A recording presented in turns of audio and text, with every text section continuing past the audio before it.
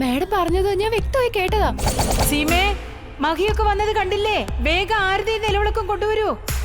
Devayani madam അല്ലേ ആരതി നിലവിളക്കം കൊണ്ടുവരാൻ പറഞ്ഞത്? അതെ.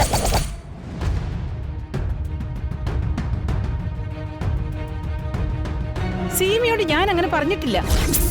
അത് മാത്രമല്ല, വീട്ടുകാരും അംഗീകരിക്കാത്ത ഈ വിവാഹം അംഗീകരിക്കാനും എനിക്ക് പറ്റില്ല.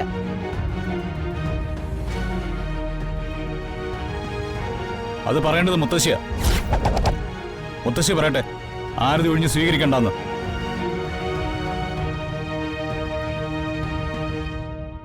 അല്ലെങ്കിൽ അത് ചെയ്തിരിക്കണം.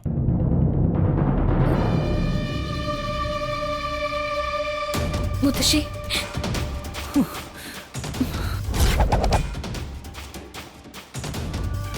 കണ്ടല്ലോ, ഇപ്പൊ മനസ്സിലായില്ലേ?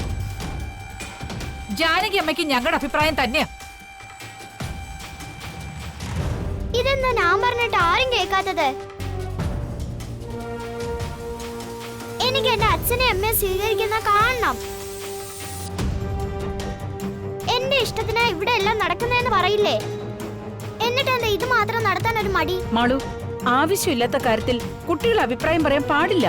പറ്റില്ല, എനിക്കത് കാണണം.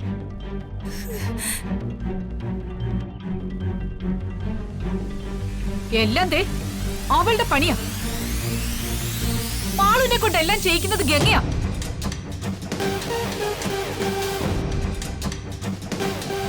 സോപ്പിട്ട് നടന്ന് നടന്ന് വേലക്കാരി വീട്ടുകാരി ആയല്ലോ.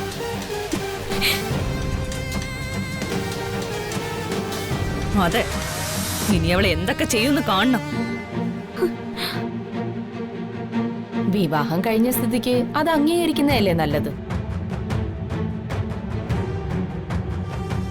അല്ല, നിന്നോട് ആരാ അഭിപ്രായം ചോദിച്ചത്? മതി,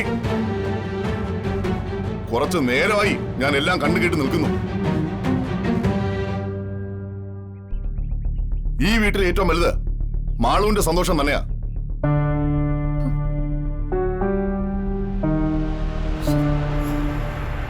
അവൾ ആഗ്രഹിക്കുന്ന പോലെ നടക്കണം.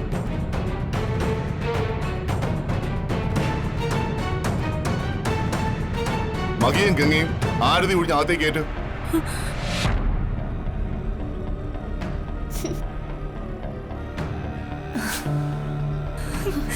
വാ മോളെ.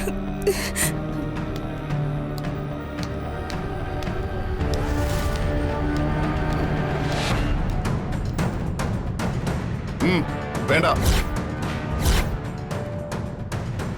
ഇത് ചെയ്യേണ്ടത് അവന്റെ അമ്മയാ നീയാ ദേവേനി.